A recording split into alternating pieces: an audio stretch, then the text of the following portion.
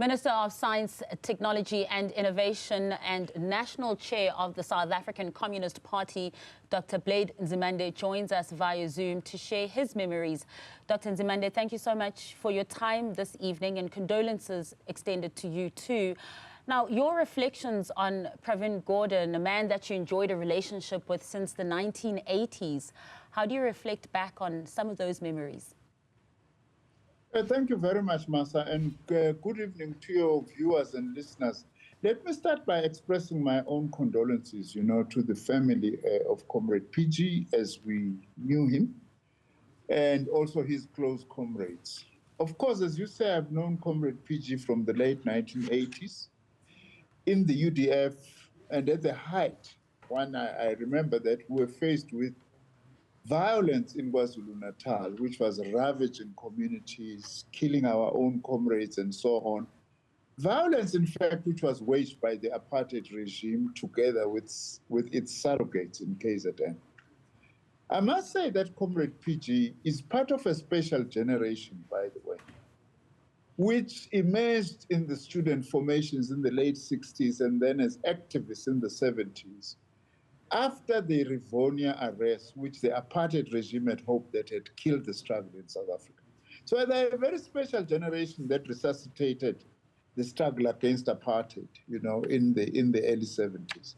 Comrade PG, I remember him, was a very sleek underground operator for the movement. And also he was an incredible analyst, very strategic thinker, yet had an amazing attention to detail, which is something that made him, by the way, to build SARS, the revenue service, to be what it would be.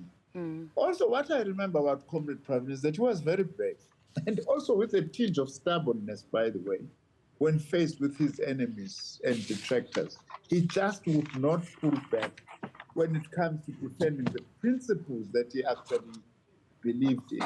I also worked with Comrade Pravin in a period, by the way, unfortunate that in South Africa, we are not reflecting much upon. The CODESA period, the early negotiations between 1991 and 1994, where we were serving with him at CODESA, and I had the privilege of together working with him. I was representative of the Communist Party in those negotiations. He also was very central in the Constitutional Assembly, the drafting of the Constitution, which at the time was led by the current president, Cyril Ramaphosa. But Comrade Pravin also has been very crucial in the post-apartheid period. So the Revenue Service, as I have said, he built it into a worldwide respected machinery. Also as Minister of Finance, though I was not Minister of Science and Technology at the time, but around 2014, 2015, I remember very well, he increased the budget for science and innovation in a manner that it had never been increased before. And even now, it has never been increased by that to support, amongst others, the square kilometer array. But that actually increased the budget of our department in a way that actually has laid a very strong basis for South Africa to be respected now in terms of science. But also, I wouldn't really be talking about Comrade Pravin if I don't say this. He stood firmly against state capture. I remember very well serving under former President Zuma's cabinet. The second term of that presidency was not an easy one, because we could see that lots of things were going wrong. We ended up, both of us, being kicked out of cabinet, by the way, in the same year, 2017, because we were actually challenging some of the things that were actually happening, that our country was being sold for nothing to foreign nationals like the Guptas that we never knew, and so on. And Comrade Pravin, I will remember him for his stance against state capture. And if there is any way that we can actually honor him, is actually to continue the fight against state capture, whoever is responsible for that state capture, because we must also say this, and Comrade Pravin understood this, it's not only those from within our ranks as the ANC and the Alliance that must take responsibility. Also what I would call vulture capitalists who are working with some of those from our own ranks to actually take the state to the cleaners. That we must fight whoever is responsible for state capture in the future. That we must actually honor. That's why also his tinge of stubbornness actually came out. I must also say, by the way, I had the honor to work with Comrade Pravin in an interministerial committee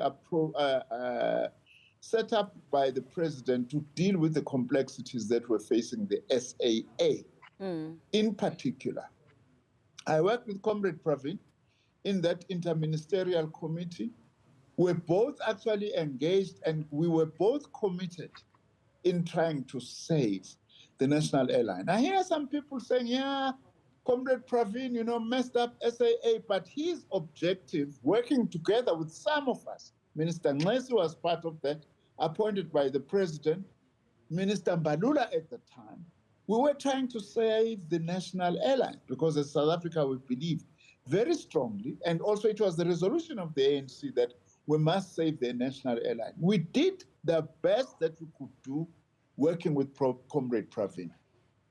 Dr. Nzimande, also on that too, there has been mixed reaction about his time when he was the Minister of Public Enterprises. But I want to touch on the history that you spoke of as well, just his commitment and his role to the liberation movement when you speak of the era of the CODESA talks as well and his contributions there too. It was earlier on this channel, my colleague Iman Rapeti was in the home of his daughter, Pravin Gordan, and she was just speaking about how her father remained an activist till the very, very end, saying that, while he was ill, he had already been hospitalized, but he had stayed up with his family till about 11:30 on Friday night, working on his speech because the NIC had a commemoration ceremony on Sunday, and he was adamant that he still, of course, wanted to speak and have his voice heard there too. And that kind of speaks testament to his role as an activist. He was very determined. He was an activist throughout his whole life. From his days in the 1960s at the University of Durban, Westville, which started, by the way, I think it was called Island University and so on, right throughout his whole life. As a matter of fact, one thing that I'm also very sad about, knowing the family, is that it's very sad that someone like him, when he decided to retire, he didn't even have a year with his family, which is very sad. One wishes that someone like him could have retired and spent a number of years just enjoying normal family life, which actually he never had because he was totally dedicated to the liberation of our country and the reconstruction of our country. That's why also I must just condemn as totally un-African and lack of Ubuntu these forces who are attacking him left, right, and center. Most of them, we know them, by the way. They were part of the elements of stealing money through state capture in the country. That's why they are actually attacking. Those who know Comrade Pravin and his contribution, both before 1994 and after 1994, no one doesn't have a mistake. We all have our own weaknesses and mistakes, but we can't falter him on his commitment to build a better South Africa for everyone. I also want to touch on that period. You're mentioning that second term, the second Zuma term, and how difficult it was during that time as well. You got axed during that time. He also got axed as finance minister too, then had to be sent back. In that interview as well, his daughter said around about 2016, 2017, that's when he started showing ill health. And that was round about the time when he was also accused of being a spy, when he was axed as the minister as well. And there was a lot that was actually going on during that time. And one of the things she said was he remained resolute, though. He felt like he got to a point where it's enough, but never to quit. Yes, in fact, the main reason why Comrade Pravin was targeted after 1994 in particular when he was in cabinet is also because of his stance against state capture.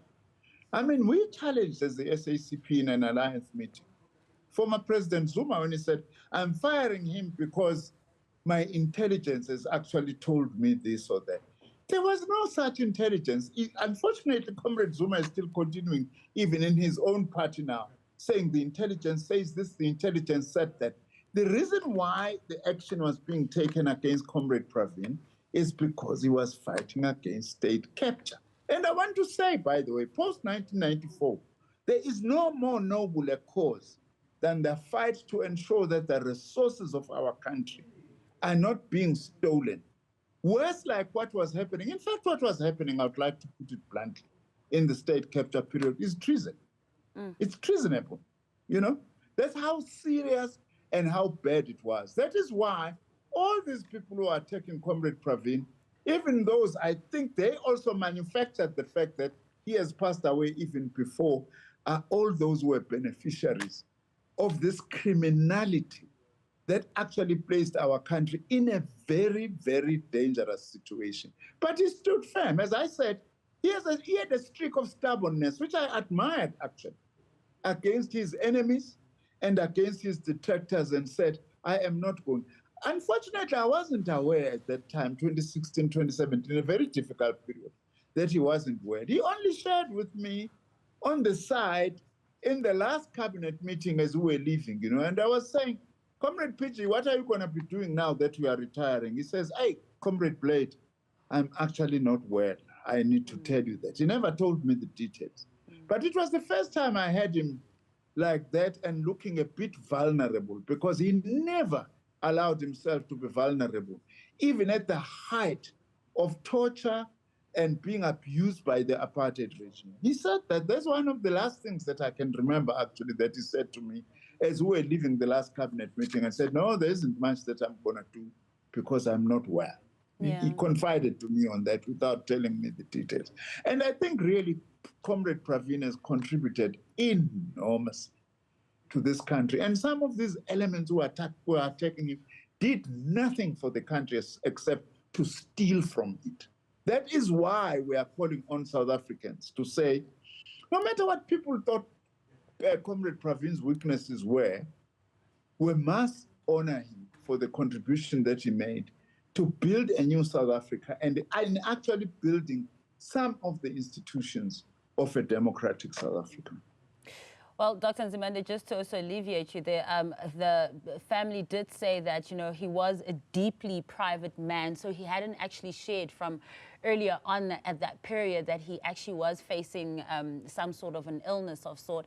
But, you know, to your point as well, the concern that they had, they said, you know, now that he's retired, they were hoping that they were going to get more time with him. In fact, the daughter said, they feel robbed. They feel that their time with him has been robbed because this was their time, finally, to be with him. Must I agree? That's what is said, as I've said personally to me, you know, that Comrade Pravin couldn't even finish a year retired with his family, something that he has never had in his life. By the way, he died of cancer. I do want to say that as Minister of Science, I've said to my department, let's prioritize investment into research on cancer, because it has now become a pandemic and is costing us. And I'm also going to do this in honor of Comrade Pravin and in honor of people like Comrade Joe Slovo, who also died of blood cancer, and say that in their memory, let's try and find a solution, either in terms of vaccines against particular types of cancers or therapeutics that are actually going to be able to sort out this issue of cancer, because it is now a pandemic. That's one of the things I've committed myself as Minister of Science going forward, whilst I'm still acting in this particular role that I'm in. And with that, you know, we want to say, Comrade Pravin, we are very proud of you, and say to the family, just ignore the naysayers, because Comrade Pravin made a huge contribution to the liberation and reconstruction of our country. Dr. Nzimande, thank you so much for sharing those memories and your comments and reflections as well.